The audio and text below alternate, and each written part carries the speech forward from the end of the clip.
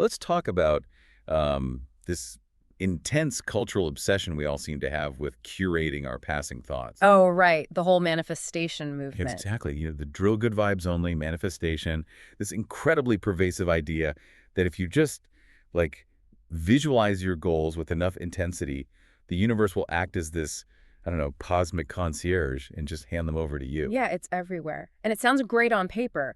But today we're looking at a really profound discourse by Guru SivaYogi that argues this modern obsession with positive thinking isn't just a little flawed. Right. He suggests it's actually a psychological trap. Exactly. A fundamental misunderstanding of how the mind works, and really a recipe for deep, sustained suffering. Which completely flips conventional self-help wisdom right on its head. I mean, we are diving deep into this ancient phrase today, Manam Pol Mangalyam. Right, which roughly translates to life is shaped by the mind. And the crux of our deep dive today is really dissecting that critical and honestly almost always ignored difference between our foundational mind and those fleeting, chaotic thoughts we spend so much energy trying to police. Yeah, we're going to explore the actual mechanics of how forced positivity actively disconnects us from reality. Right. And how our deepest anxieties are often just, well, they're downloaded societal scripts.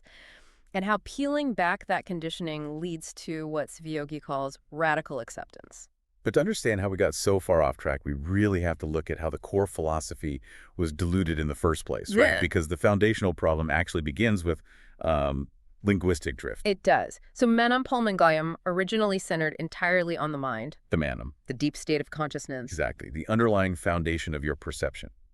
But over generations, the phrasing experienced semantic drift. It slowly morphed into enam pol vasvu. Which means life is as your thoughts are. Right. It shifted the focus away from the foundational mind and placed it squarely on thoughts.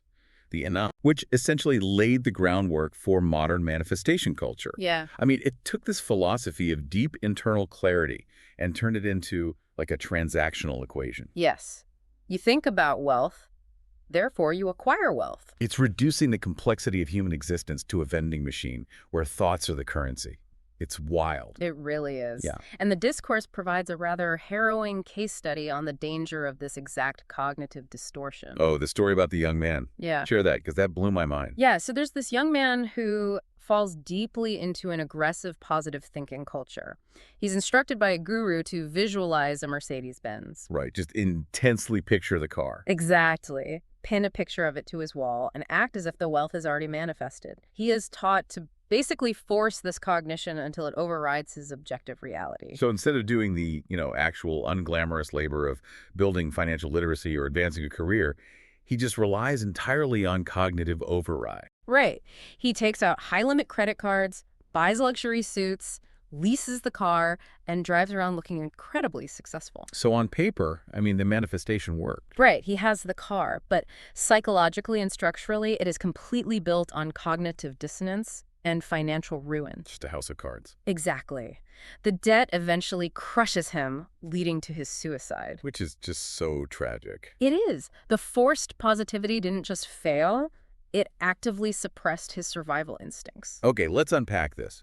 Because it's like putting a piece of black tape over your car's check engine light. Oh, that's a perfect analogy. Yes, the pistons are still grinding, right? Yeah. The engine is failing, but you are just stubbornly refusing to engage with the mechanical reality of the situation. And that willful blindness is the core danger SivaYogi highlights here. Believing that a thought inherently alters physical reality is a fatal miscalculation. Because actions, material conditions dictate outcomes. Exactly. Physical laws dictate outcomes. If you are driving on the wrong side of the road toward an oncoming truck, chanting, "I will not crash," offers zero physical protection. Right. The mechanics of the physical world cannot be bypassed by a psychological state. No, they cannot. But I want to play devil's advocate here for a second, because the counter-argument to this is incredibly popular. Sure. Isn't a baseline of optimism, even if it's, slightly delusional, isn't that better for our neurochemistry than expecting the worst? Well, Like, if forced positivity lowers your cortisol in the short term and gets you out of bed, maybe it's just a necessary evolutionary survival mechanism. I hear what you're saying. But optimism as an emotional shock absorber is one thing. Delusion as a substitute for action is another entirely. Okay, makes sense. The source really distinguishes between hoping for a good outcome while acknowledging reality versus actively denying reality. Right, denying what's right in front of you. Like, if you have severe stomach pain and you refuse to acknowledge it because it's a negative thought, you aren't cultivating wellness. You are avoiding a medical diagnosis. Yeah, you're just ignoring a symptom. Exactly. And the brain, honestly, prefers the path of least resistance. It is much easier to sit in a room and imagine being wealthy than it is to work for a decade to achieve it. Right. Modern positive thinking sort of hacks that biological preference for ease. Yes, it dresses up inaction as a spiritual practice. Wow. Dressing up inaction as spiritual practice, that is heavy. And that brings us to the core distinction Sivayogi makes to break this cycle, which is separating the leaves from the roots. Right, the fundamental difference between thoughts and the mind. Yeah, so thoughts are the leaves. They are innumerable, they flutter around, they change color depending on the weather, and they're easily blown around by external forces. And the mind is the root system. Exactly. So trying to change the fundamental health of the tree by frantically painting the leaves green while the roots are rotting in toxic soil, I mean, it's an exercise in futility. It really is. And the discourse uses this humorous, almost absurd meditation exercise to illustrate the futility of hyper-focusing on the leaves. Oh, the animal meditation? Yes. So 3 people are instructed to meditate intensely for 40 days. One focuses all his mental energy on becoming a pig. Another meditates on being an elephant. And the third one is a rabbit, right? Right. They repeat their mantras incessantly, just trying to force their physical reality to match their cognitive focus. This is obviously when the 40 days are up and they open their eyes, the guy who is visualizing a rabbit doesn't just hop away with giant ears. Exactly. You can fixate on a thought for decades, but you cannot change your fundamental nature or objective reality through sheer cognitive force alone. So what does this all mean for us?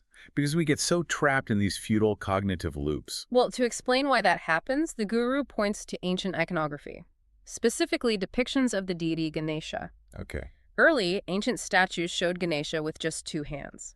But as centuries passed, the depictions evolved. They started to feature 4, 10, sometimes even 16 hands. Oh, right. And each hand is holding something different. Exactly. Various weapons, tools, and objects. Looking at those 16 hands, pulling in a dozen different directions, it sounds exactly like a visual representation of modern cognitive overload. It really is. It's like the ancient equivalent of trying to answer a work email while worrying about your mortgage, craving a coffee, and like replaying some phantom argument from 5 years ago, all at the exact same time. Yes. What's fascinating here is that the 2 legs of the statue represent physical grounding.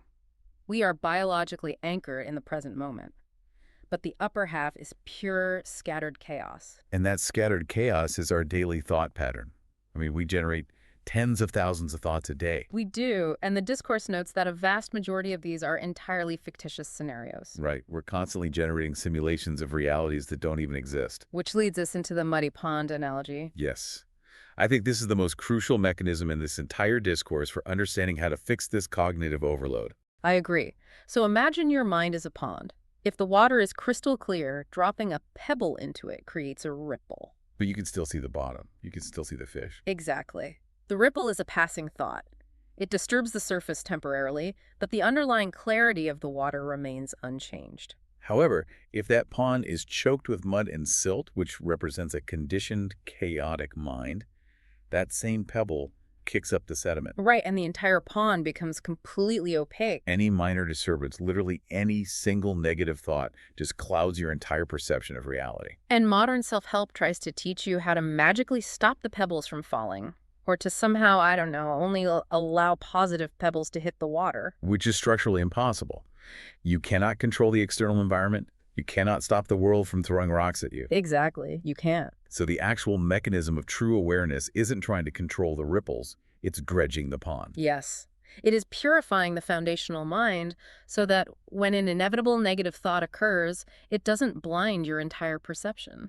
But the natural progression of this idea leads to a really difficult question, which is, where does the mud come from? Right, because the pond is not naturally muddy. It is polluted by external sources over time. And this is where SivaYogi introduces the concept of the peacock illusion, which was a massive aha moment for me. It's a brilliant analogy. He argues that when we see a peacock, our immediate, almost involuntary reaction is to say, That is a beautiful bird. Right. And when we see a crow, we instantly label it ugly. But objectively speaking, a peacock is just a biological organism with long, colorful feathers, and a crow is just a biological organism with black feathers. The physical attributes are the only objective reality. Exactly.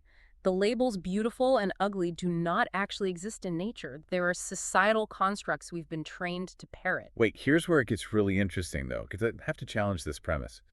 It feels a bit, I don't know, reductive. How so? Well, evolutionary biology tells us that human beings are hardwired to recognize certain visual patterns, like symmetry, bright colors, clear indicators of health. We recognize those as aesthetically pleasing because they signal safety or vitality to our primitive brains. That's true. So are you saying that labeling the peacock beautiful is purely societal mud? Isn't it just a deeply ingrained biological survival instinct? That is an important distinction to make. There is certainly a baseline biological preference for symmetry and color, but there is a massive difference between a biological preference and the psychological weight we attach to societal judgments. Okay, go on.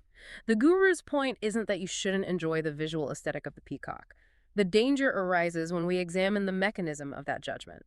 We use heuristic shortcuts, mental models provided by society to quickly categorize the world. Right. We don't really look at the bird, we just run the beautiful bird script. Exactly. And if society can condition your mind to automatically assign the label of objective truth to a subjective aesthetic preference regarding a bird, well, they utilize that exact same mechanism to dictate your self-worth.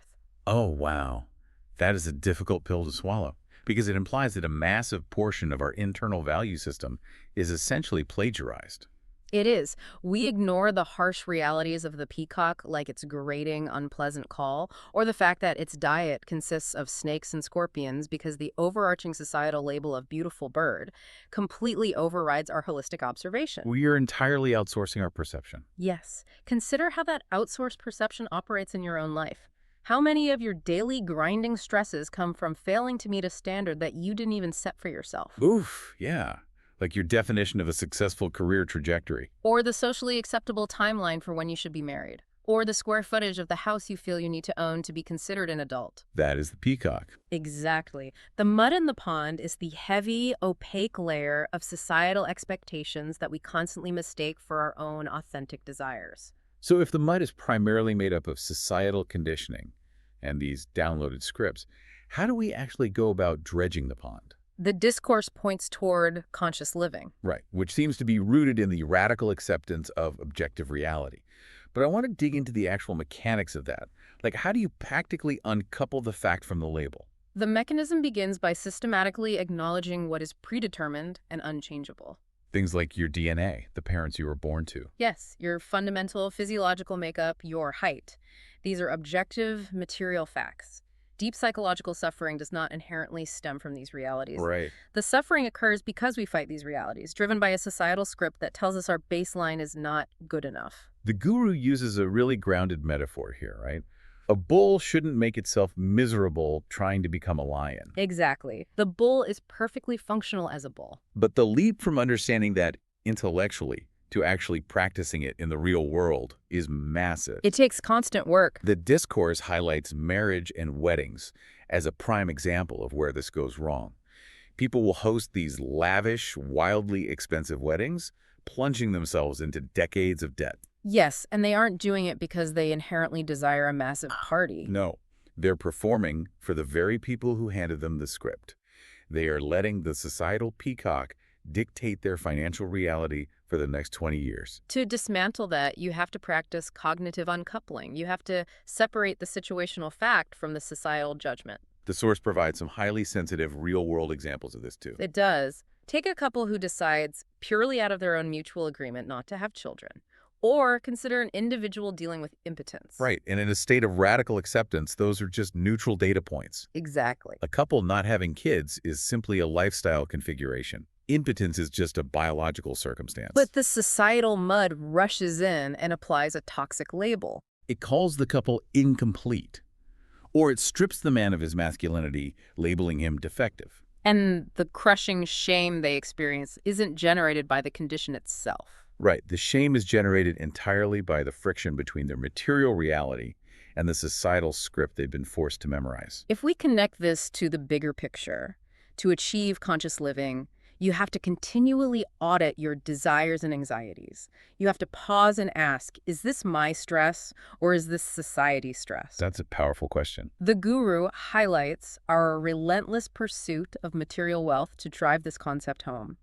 You can buy the most luxurious, technologically advanced bed in the world, but you cannot purchase a single minute of peaceful sleep. You can pay exorbitant tuition fees to the most elite universities, Right. but you cannot purchase wisdom. Exactly. Wisdom has to be earned through the difficult process of achieving internal clarity. It's like spending your entire life studying the rules of chess. You memorize every opening, you agonize over complex strategies, you sacrifice your time and energy to master the game, only to finally sit down at the table and realize you've been handed a checkers board. That's exactly what it feels like. You are exhausting yourself trying to win a game using a complex set of rules that don't even apply to the reality of the board in front of you.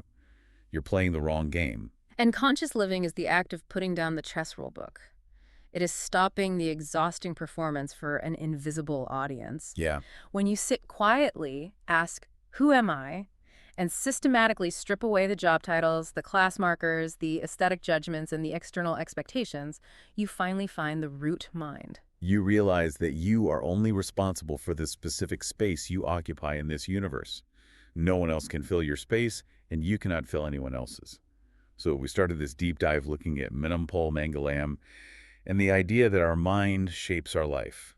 It's clear now that this isn't about visualizing sports cars, forcing a smile, and frantically policing every negative thought that pops into our heads. No, that is just rearranging the leaves while the roots decay. It really is. It is about recognizing that true peace comes from the ongoing, often uncomfortable work of dredging the pond. It is identifying which of your beliefs are objective realities and which are just inherited labels. Right. Because when you start fighting your physical and situational reality with superficial forced positivity, you can actually begin to navigate it with clarity. And that brings up a really fascinating secondary question. We spend so much time in self-help spaces talking about how to clear our own ponds, right? How to shield ourselves from the societal mud that constantly gets thrown at us. Right. But if society is just a collection of individuals interacting with one another, We are the society. we are. So the question we have to leave you with today is this. As you go through your week, evaluating your own anxieties and auditing your own labels, take a hard look at the labels you enforce on the people around you. That's a great point. Are you actively dropping mud into someone else's pond without realizing it? Are you the one telling them the peacock is beautiful and making them feel inadequate when their reality doesn't match your script? Whose labels are you living by? Something to really think about. Definitely.